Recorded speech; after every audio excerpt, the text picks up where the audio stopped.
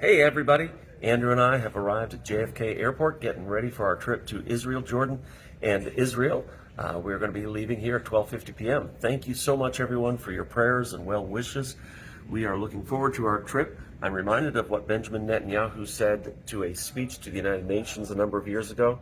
He said everyone is concerned about their safety if they want to travel to Israel.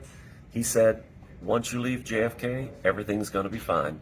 We are in God's hands. Once again, thank you for your prayers. God bless you guys. We'll see you in a couple of weeks. Hey everybody, just wanted to let you know that Andrew and I made it to Egypt. We were supposed to get here a little bit earlier than we did, but we missed a connection this morning because our plane from JFK was a little bit late. But I want to give you the view. We just witnessed an Egyptian sunrise. I assume it's the same sun that we have in America, but it was a different seeing it here. Tomorrow we start a big day of touring. We're going to be going out to see Saqqara and a few other sites near the pyramids, but I don't think we're hitting the pyramids tomorrow. Going to be start doing devotions tomorrow morning as well, so be praying for us. Thank you so much for all your well wishes. We will keep you posted. God bless you guys. Love you all. Bye-bye. Hey there, we have finished our first official day in Egypt. We've had a great day, but instead of me standing in front of a camera talking with you about it, I want to show you some pictures of where we've been. To start us off, we have a picture of Saqqara, which is the oldest pyramid in existence in Egypt, picture of myself, and then a picture of my son Andrew. Following that, we have a statue of King Ramses. King Ramses was the king, obviously, in Egypt. Here he is, lying down, probably taking a nap. In the following picture, thankfully, they were able to get the handcuffs off of me in time for me to take the picture. I'll explain more about that later.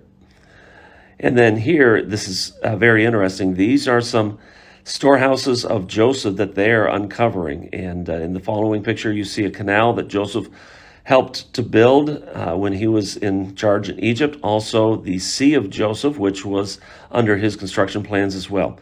We're going to see the Towers of Giza tomorrow, the pyramids rather, but these are some pictures from today.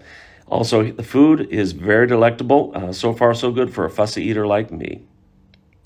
So anyway, that's a little taste of Egypt, no pun intended. Have a stupendous night. We'll touch base with you guys tomorrow.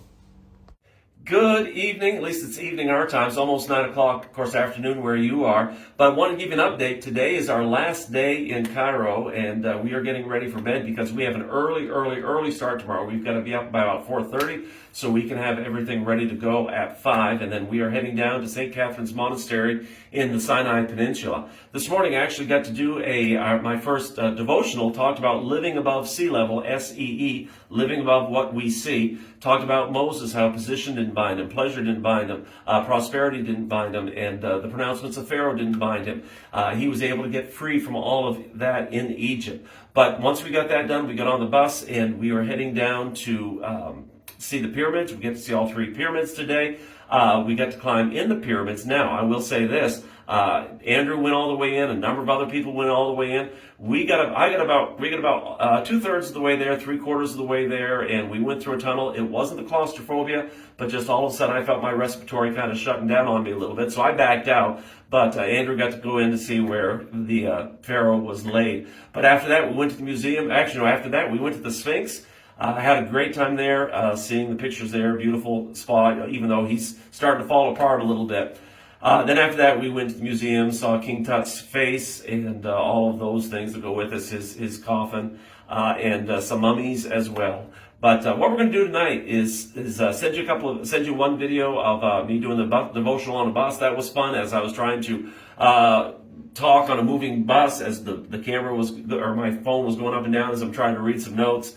That was a challenge, but we made it through. It went well. We'll send you a clip of that, and I'm going to post a number of pictures online as well. But anyway, tomorrow we go down to the St. Catherine's Monastery, as I mentioned, and I pray and be praying for us for traveling mercies. But going to miss you guys on Sunday. It's not going to be the same, not being there with you guys to worship. But Pastor Josiah will do a great job. God bless you guys. We'll talk to you tomorrow. Egypt, not fearing the wrath of the king, for he endured seeing him who is invisible. If you ever wanted an example of an oxymoron, this is it. He looked to God, he looked ahead, seeing him who is invisible. How do you see someone who is invisible? You don't do it with eyes of flesh, rather you do it with your eyes of spirit.